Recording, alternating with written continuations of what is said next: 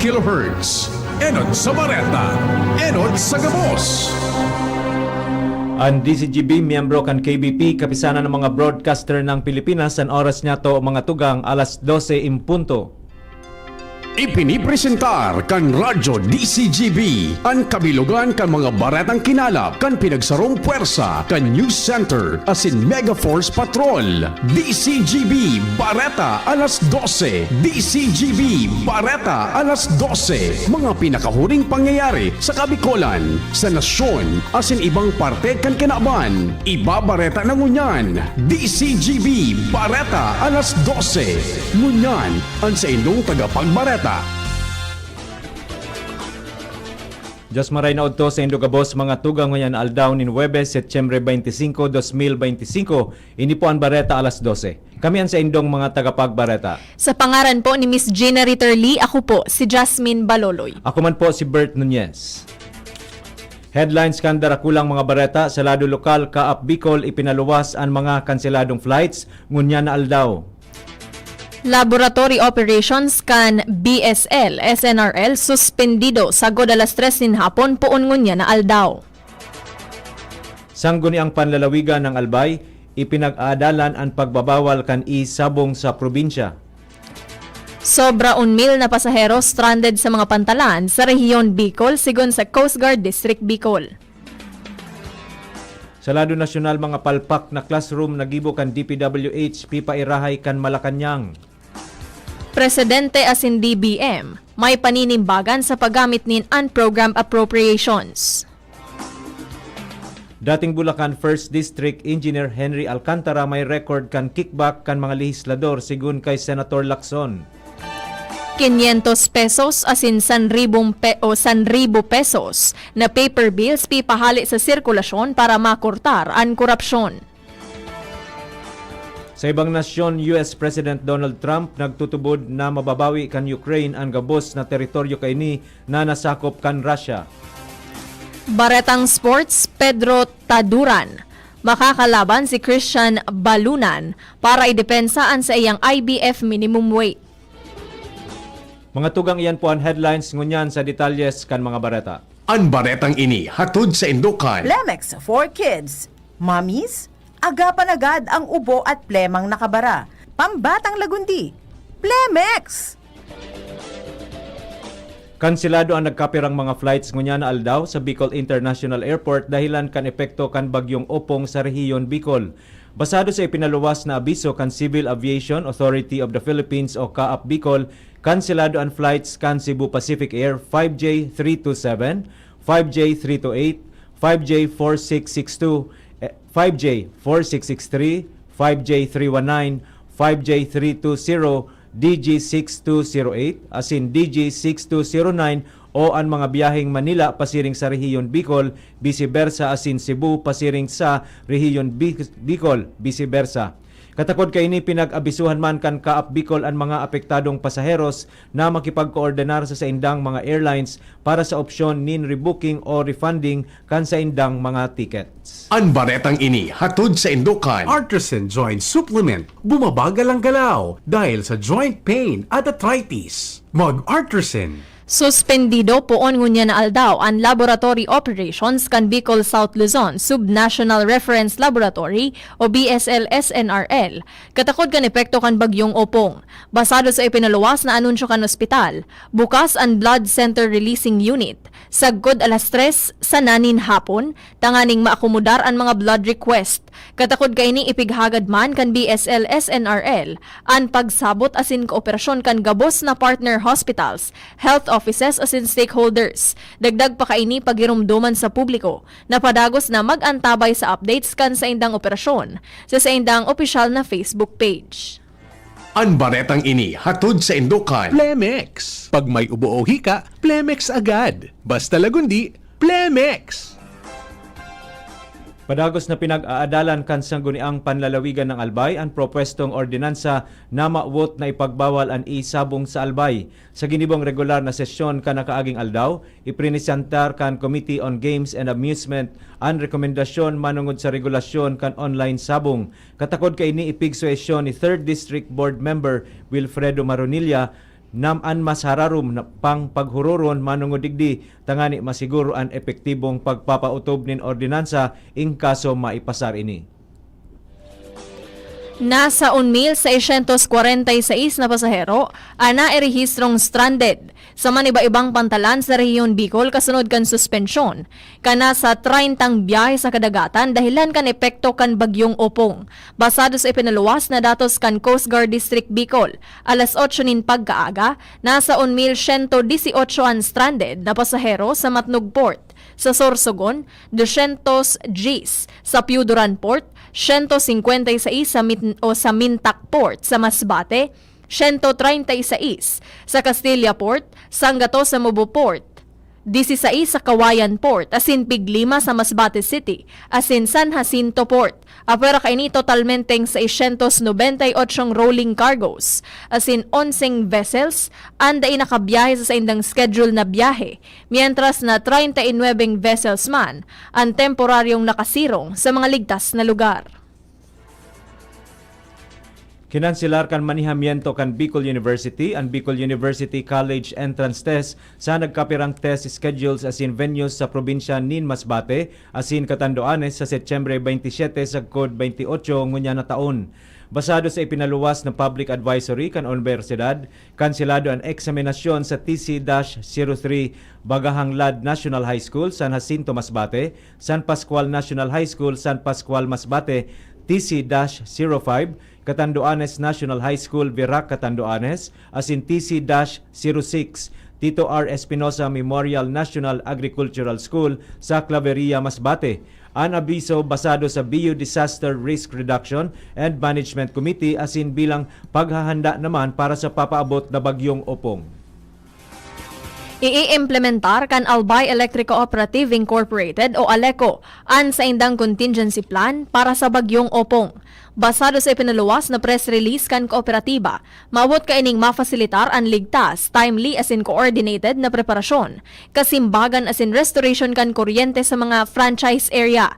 Sigon sa kooperatiba, nakastasyonan sa indang mga line crews, service trucks, mga ekipahe sa mga lokasyon, reinforced substations, pagmantener nin sufisyenteng inventaryo nin poste, conductors, transformers, asin gasolina para sa indang restoration efforts. Sigon sa ALECO sa oras kan bagyo, ikakanselar ninda ang high-risk field work, ma-monitor kan mga substations asin outages oras-oras asin iba pa. Pagkatapos kan bagyo, tututukan kan kooperatiba ang rapid ground inspection of lines, poles asin substation, kaibahan ang lokal na gobyerno kan mga lugar para sa cleared access bago magpawagas nin mga crews asin puunan ang restoration efforts. Katakod kaini pinagirumdom sa mga member consumer owners na ibitaran o daipagduotan ang mga raot na kable asin tulos na i-report ang brownout o nadanyara na pasilidad sa mga opisyal na channel kan kooperatiba. Ipigbusol ni Committee on Laws, Rules and Oversight, 1st District Board Member Attorney Sheena Marie Onrubia de la Cruz, sasangguni ang panlalawigan ng Albay ang propwestong Freedom of Information and Transparency Ordinance para sa mga government offices transaction. Sigun kay Onrubia, maawot kan propwesto na ibusol ang transparency asin accountability kan gobyerno sa paagin in full disclosure kan mga official records, budgets, contracts asin procurement transactions. Apera kay ni sakop man kan propwesto ang pagtaltag nin Provincial Transparency and Accountability Portal na kompwesto nin mga compliance reports para sa madaling access kan publiko. Formal nang binuksan ngunya na aldaw ani kaapat na OTOP o One Top One Product Nook sa Tierra Altas Cafe, Ginurangan, Lagunoy, Camarines Sur. Ngunya na aldaw. Sigon kay Department of Trade and Industry o DTI Camarines Sur Provincial Director J. Percival Ablan, maawot kan inisyatibo na maipromotir ang mga locally made products asin mapakusog pa ang micro, small and medium enterprises sa lugar. Nagpaabot manin pasasalamat ang opisyal sa lokal na gobyerno kan Camarines Sur asin sa tagsadiri kan Tierra Altas Cafe. Ipinag-orden kan lokal na gobyerno kan Daraga sa gabos na 54 kapitanes kan mga barangay na puuna na ang preemptive evacuation kan sa indang mga residentes na posibleng maapektaran nin pagbabaha asin landslides katakod kan epekto kan bagyong Opong. Sigun kay Mayor Vic Perete katakod kan ginibong paghururon ngunya na aldaw, importante ang pag-aksyon nin amay tangani maibitaran ang danyos. Apera kay ini pinagirumduman kan opisyal sa mga opisyales di barangay na dai makondukta nin rescue operations ang mga ahensya sa oras na nagtatama ang bagyo sa lugar. Ang paghururon aktibong pinagpartisiparan kan Daraga Municipal Police, Bureau of Fire Protection, Municipal Disaster Risk Reduction and Management Office, asin kan Municipal Social Welfare and Development Office. Na ipreposisyon na kan Albay Provincial Health Office o PHO ang dagdag na emergency health supplies bilang preparasyon sa bagyong Opong. Sigon kay Albay PHO Disaster Risk Reduction and Management in Health Manager Ryan Bonina, ang mga dagdag na health kits na i-distribuir na sa mga district asin provincial hospital. Apera kaini nagdonarman ang Department of Health Center for Health Development Bicol nin mga dagdag na health commodities tanganing masuportaran ang emergency response kan probinsya. Dagdag pa ni Bonina, nakaaktibar naman ang Code White Alert para sa mga PGA managed hospitals na masigurin marikas as in epektibong pagsimbag sa mga emerhensya sa palibot. Katakod kaini pinag-abisuhan naman kan ahensya ang mga district hospitals, rural o city health units, asin ang mga personahes kan Albay Provincial Health and Emergency Management Staff na iaktibar na ang sa indang preparedness, response, surge capacity asin contingency plans. Abangan pa ang ibang mga bareta sa pagbabalikan bareta alas 12. Kayo po ba ay may katanungan sa PhilHealth? Makinig sa programang Alagang PhilHealth kasama ang PhilHealth Regional Office No. 5. Mapapakinggan tuwing Huwebes alas 10 hanggang alas 10:30 ng umaga sa DZGB. Damang-dama ang benepisyo ng PhilHealth sa Alagang PhilHealth. Pre, makinig ka muna. Payong kaibigan lang ha. Work hard, play hard. Yan ang motto ko dati. Pero nakakapagod din pala katagalan. Sa gitna ng lahat ng mga puyat, inom at pagkain ng masasarap, kasama na ang oily at fatty foods, kailangan pa ring bantayan ang kalusugan. Tamang kontrol ang kailangan. Katuwang ko, ang Liverade. May Silimarin na maaring makatulong, protektahan ang atay. Cheers to more good times. Be a liver lover. Mahalagang paalala, ang Liverade ay hindi gamot at hindi dapat gamitin paggamot sa anumang uri ng sakit. Ang good drinks at good food, perfect combo. Isama pa ang Liverade para sa kalusugan ng atay. Mabibili sa mga leading drugstores nationwide. Ubo ng anak? Nakababahala? Baka plema. Para dyan, Plemex for Kids ang pambato ko. Ang Plemex for Kids ay gawa sa lagundi. Tinutunaw at pinalalabas ang plema. Ginhawa para sa bata, peace of mind para kay mommy. Camille Prats Yambao po, nagfi-flex for Plemex. Pambatang lagundi, Plemex! Vitex Segundo L is the generic name of Plemex for kids. If symptoms persist, consult your doctor. Mommies, agapan agad ang ubo at plemang nakabara. Pambatang lagundi, Plemex! The Diocese of Legazpi brings you One Voice, Part 2. One Voice, Part 2, a dinner concert for a cause, featuring the clergy and seminarians of the Diocese of Legazpi with renowned chef, Chef Jesse Senchoco, as we serve fine dining experience. Sana naman po yung mga kababayan natin sa Legazpi at sa mga kalapit bayan, huwag po kayong manghinayang sa itutulong ninyo. Huwag tayong titigil ng paggawa ng mabuti, lalong-lalo na kumpara sa Diyos na pinagmulan ng lahat ng ine-enjoy natin sa buhay. Happening on October 10, 2025, 6 p.m. at the Legazpi City Convention Center, LC3. Reserve your seat now. Tickets available at your local parish. Be a benefactor. Support a seminarian. Lugod mapangyari asin maging mabunga, huli kan sa inong suporta, asin tabang kan sa tong mahal na Diyos. Salamat po!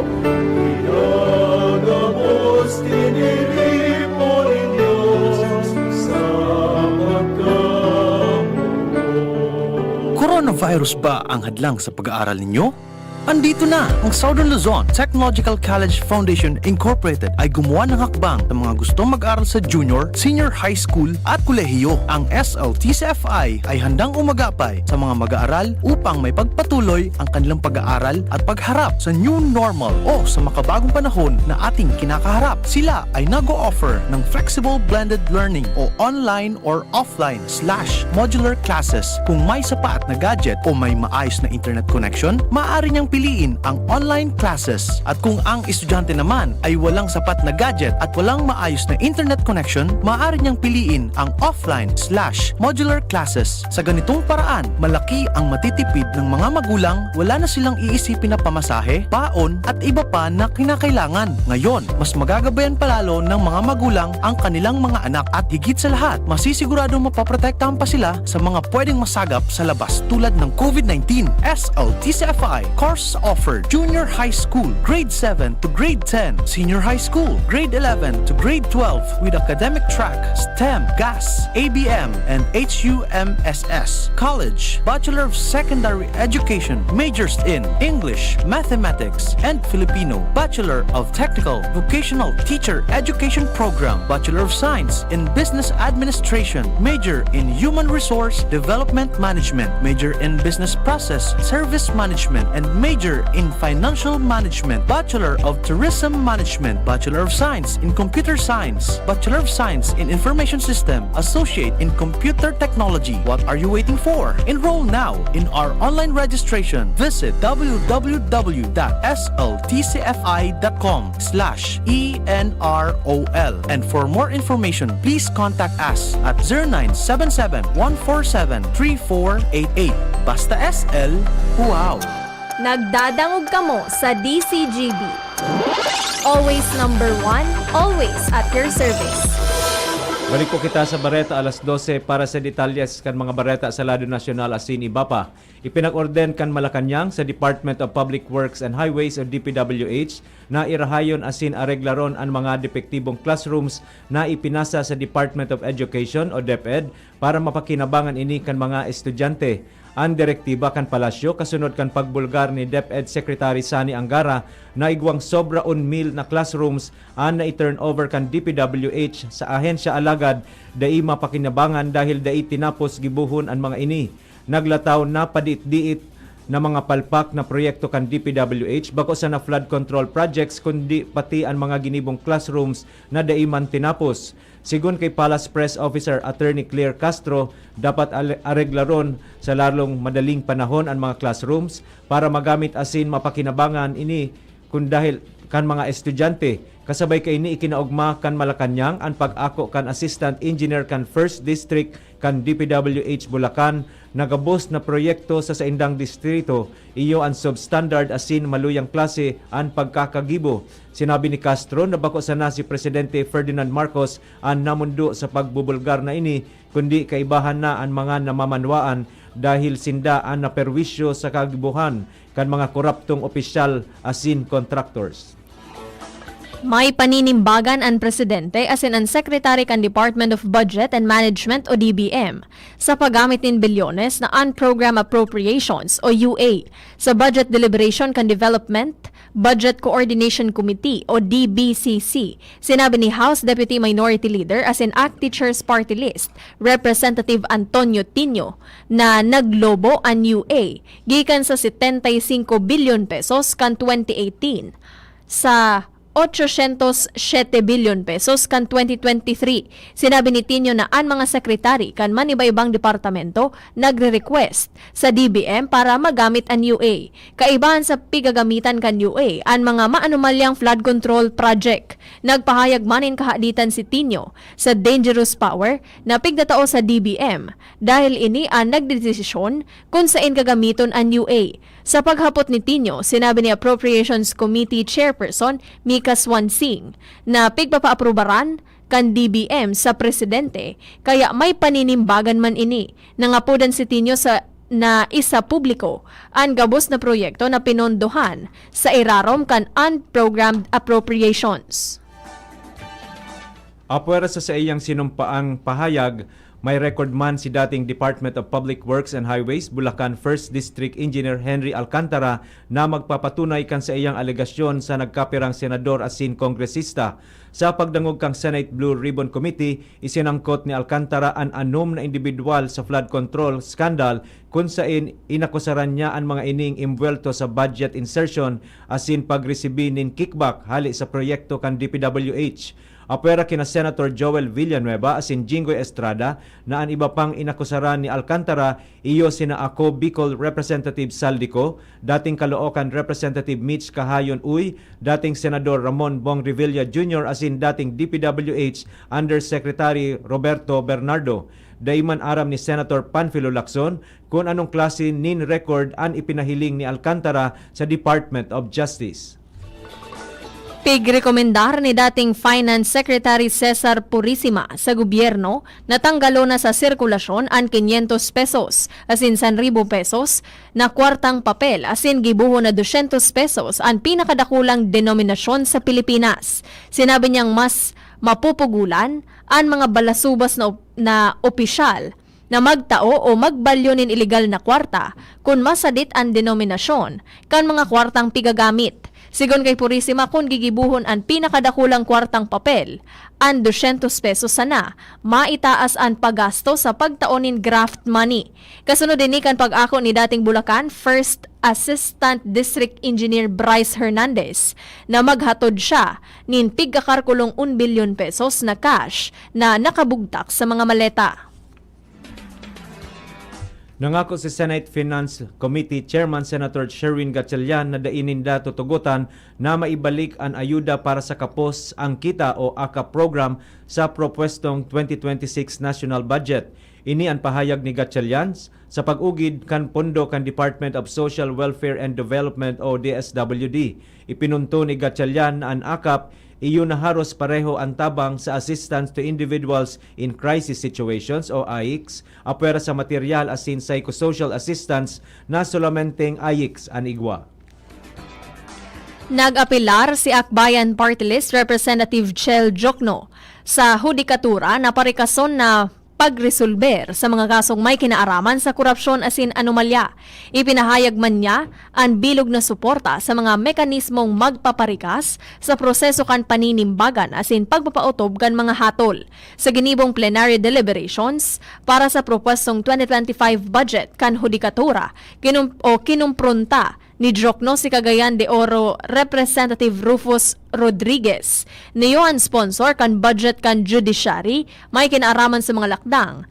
Tanganing aksyonan ang haloy ng pagkaatraso sa pagdangog asin pagresolber sa mga kaso nin korupsyon. Ang pahayag ni Jokno kasunod kan nagkukusog na dagit kan publiko sa mga irregularidad sa mga infrastructure projects, partikular na sa mga flood control projects na piguuranin aligasyon nin overpricing, substandard na implementasyon, asin ghost projects. Nagkukusogan pangapudan para sa reforma, lalo na sa mga lugar na paurotro na pigbabaha, apisar kan paurotrong pagtagamanin pondo para sa disaster mitigation.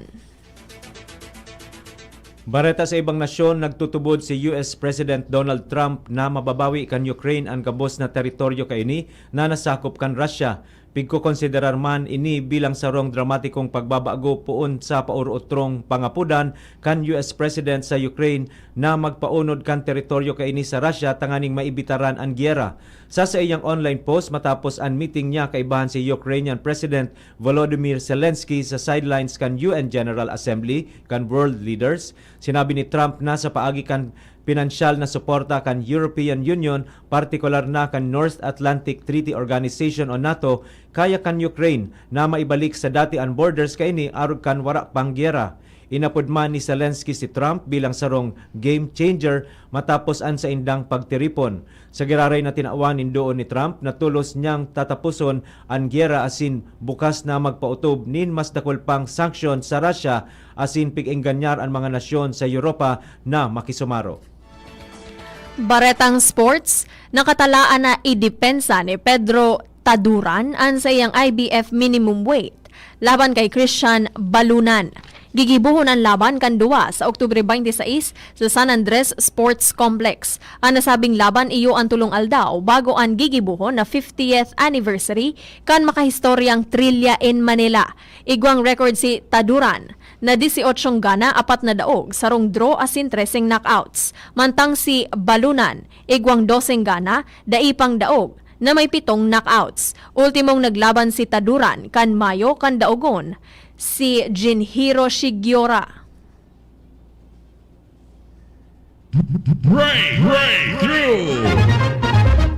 Naimbento kan sarong kumpanya sa South Korea ang sarong virtual na fireplace. Ang graphene radiator nagpapahiling nin computer-generated holographic flames asin kayang mag-init sa kod 167 degrees Fahrenheit gamit sana ang 200 watts nin power. Ang device 30% mas epesyente kesa sa mga electric coil heaters. Nakigig ang mga audience kan sarong beauty pageant sa Brazil matapos magsugod sa stage ang mister kan first runner-up candidate para agawon asin rauton ang corona kanang ganang kandidata. Sa sarong viral video, may hiling ang crowning ceremony sa top 2 candidates na sina Natalie Becker asin Emanuele Bellini.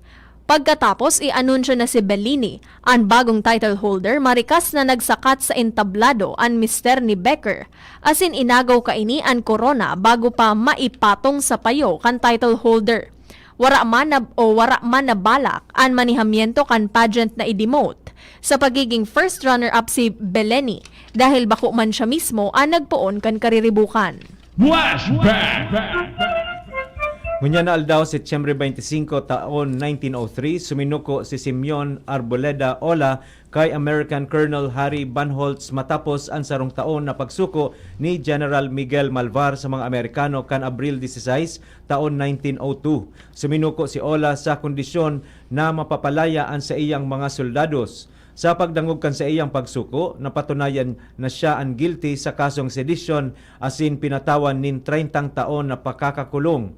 Taon 1904 kan siya ang matawan nin pardon asin nakabalik sa Ginubatan Albay asin naging municipal president. Kay Simeon Ola ipinangaran ang Regional Police Command sa Legazpi City. Mga tugang iyan na po ang sa tuyang Bareta alas 12 tinipon asin kinalap sa DCGB News Base. Sa pangaran kan mga nagsurat kan Bareta na pinamamayuhan kan sa tuyang News Manager and News Director Sir Mar de la Cruz, kay ba si Miss Nicole Gloriani, Social Media Writers Miss Jenny Matthew Balyaran, Miss Sharamay Leron asin Mr. Jimos Barrios. Sa lado technical kay iba po si Sir Nems Flora asin si Mr. Jerome Nico Martinez. Sa ngaran po kan bilog na tropa kan Megaforce Patrol asin sa pangaran kan mga nag-aantabay sa DCGB News Facebook page, DCGB YouTube channel, DCGB Live app asin sa 729 kHz sa pihitan kan sa indong mga radyo. Kami po ang sa indong mga naging tagapagbareta. Sa pangaran po ni Miss Gina Ritterly, ako po si Jasmine Baloloy. Ako man po si Bert Nunez. Abangan po ang masunod na programa Iskaramusa with Miss Angel Mustasa. Salamat po, Diyos mabalos po. Sa indong nadangog, ang mga darakulang bareta, ngunyan na aldaw, ang tabayan ng giraray sa aga, ang sarupang